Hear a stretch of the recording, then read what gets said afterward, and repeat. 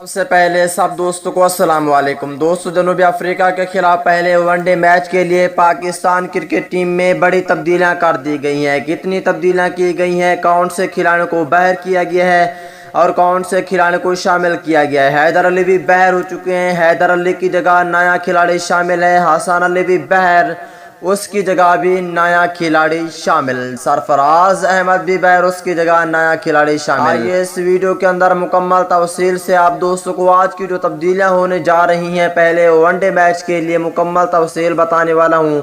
दोस्तों, ये मैच आज दिन के 1 बजे शुरू होगा। दोस्तों, इससे पहले इस वीडियो को लाइक करें, चैनल को सब्सक्राइब करें, बेल आइकन दबा कर ऑल पर लाजमी क्लिक कर देना है। तो दोस्तों, बगैर कोई आपका कीमती वक्त ज़ाय कि आपको मुकम्मल तफसील से पाकिस्तान टीम में वो तब्दीलियां बताने वाले हैं जो कि आज की गई हैं। दोस्तों, उनमें पाकिस्तान क्रिकेट टीम के कप्तान बाबर आजम ने ये तब्दीलियां की हैं। बाबर आजम ने खुद ही बताया है।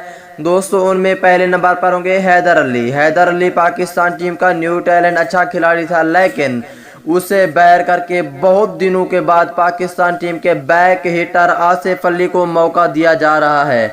अगर दूसरी तब्दीली की बात कर लेते हैं तो दोस्तों, जनूबी अफ्रीका के खिलाफ पहले वनडे मैच के लिए दूसरी तब्दीली ये है कि पाकिस्तान टीम के फास्ट बॉलर हसन अली को बाहर करके उसकी जगह मोहम्मद हसनैन को रखा गया है, क्योंकि हसन अली पाकिस्तान टीम में शामिल उसे ये वबा हो गई थी। वबा होने के बाद अब उसे नहीं शामिल किया गया। अब तीसरी तब्दीली की बात कर लेते हैं तो दोस्तों, जनूबी अफ्रीका के खिलाफ पहले वनडे मैच के लिए तीसरी तब्दीली ये है कि विकेट कीपर और पाकिस्तान टीम के साबिक कप्तान सरफराज अहमद को बाहर करके उसकी जगह पाकिस्तान टीम के बहुत अच्छे खिलाड़ी दानिश अजीज को शामिल किया गया है। ये तब्दीलियां होने जा रही हैं आज के मैच में।